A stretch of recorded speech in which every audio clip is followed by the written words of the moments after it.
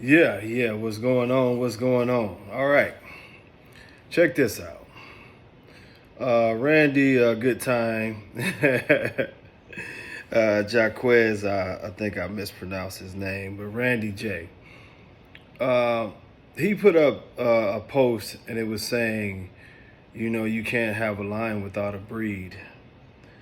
And I guess depending on how you take the argument, some people, I see a lot of people who are like, yeah, 100, 100. And then you had some people who are like, what the fuck are you talking about? I'll explain. This is the biggest difference, and this is how you break this thing down.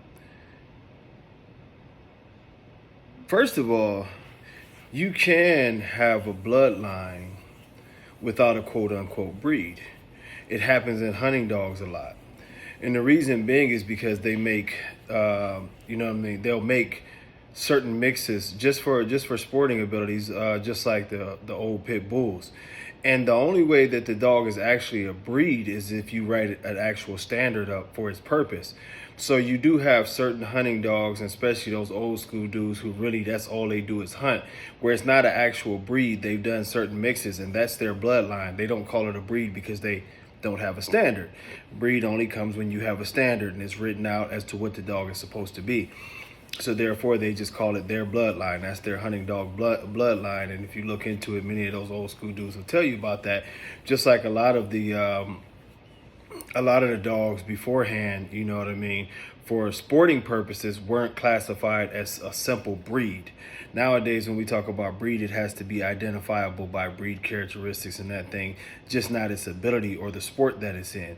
So throughout time, you did have dogs that didn't have a breed, but you had long-term breeders who had their own bloodline, and people actually reached out to them for those bloods and their capabilities. A lot of hog catching dogs were the same way, where they weren't exactly a breed, but you had guys who had lines, and it would be a multitude of dogs where, the Catahoula, Pit Bull, different hunting dogs that they would put in there to make what they wanted to make.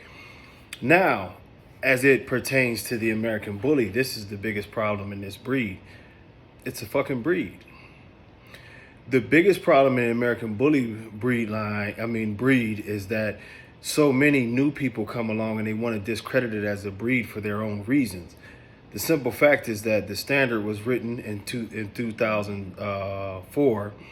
It's over, that's 20 years now. It was actually American Bullies, as far as the namesake, and small shows under not registries but kennel clubs years before that. Now, this has been a breed for a long time. When the standard was written after Paco and Halley, it became a breed. The problem is the disrespectful ass nature of most of you people, that y'all can't follow a simple breed standard.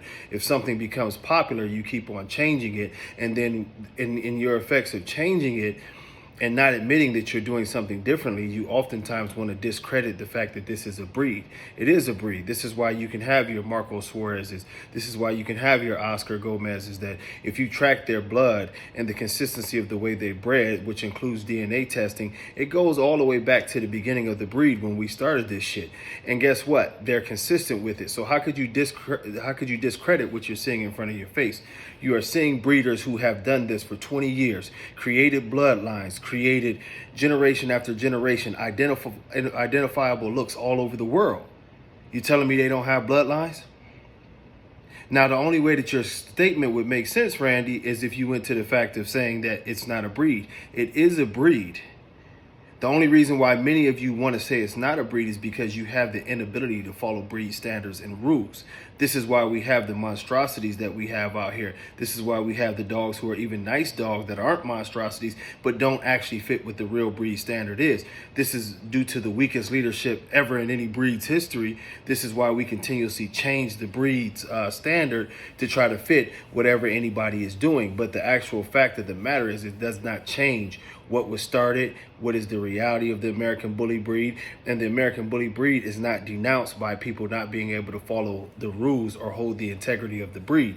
It's just what it happens is now those who are actually following the American Bully breed are in a minority, and everybody else who always has an opinion or a new idea have become the majority. But just because you are the loudest in the room doesn't mean that you're correct. The American Bully was established in 2004. It was established after Paco and Hallie. It was established after the fact of a lot of dogs with a certain look. We wrote that look to be a massive terrier type dog that we took away a lot of bulldog features, the circular eyes, not supposed to have a lot of wrinkles, not supposed to have, the high rear that comes along with the bulldog. We typically targeted bulldog traits to get rid of, all white, Merle dogs. And as you see, years later, you've got 92 million champions that have a lot of wrinkles. You have 92 million champions that have high rears. Now we're introducing Merle dogs and we're calling them blotch and giving them titles. See, it's not that this isn't a breed. It's just that people can't follow a true breed standard. No matter what weak ass leadership and individuals who take their opinion as gospel, even though their opinion and their so-called facts change from day to day, depending on who's willing to put money in their pocket or pat them on the back. The American Bully is a true breed. It was started by a group of people that's over 20 people, not the one that y'all follow, and y'all new opinions really don't matter. The real American Bully is a breed, and you can have a bloodline in it. I give you Marco Suarez. You go to Marco's yard. Marco can consistently show you dogs that look like they did 20 years ago, but better versions of them. I was just out there 2 times, sat down with Marco for probably a grand total of 6 or 7 hours and had good conversation. Oscar Gomez, you take some of his dogs now, you compare them to dogs when the breed was first started, and they all fit the standard, has created some of the best champions in the breed. That is 20 years. How can you denounce people who did it the right way, stuck to the standard, and have a following worldwide because of popularity? No, even when an opinion is wrong, even when it's popular, it's still wrong. And what has happened is you have a bunch of individuals who have made the wrong thing popular. Changing this breed, disrespecting this breed, adding health issues to this breed, adding obvious breeds that didn't belong in this breed, refusing to do health testing, refusing to eject dogs that were detrimental to the breed's gene pool. See, all of that is wrong, but it does not change the fact that the American Bully 2004 was a breed, and to this day, for those who still follow it and still stick to those standards, it is a breed. The abkc does not control that, and no other registry does not controls that. It was a breed really before the abkc even got started, even though we wrote the standard for it.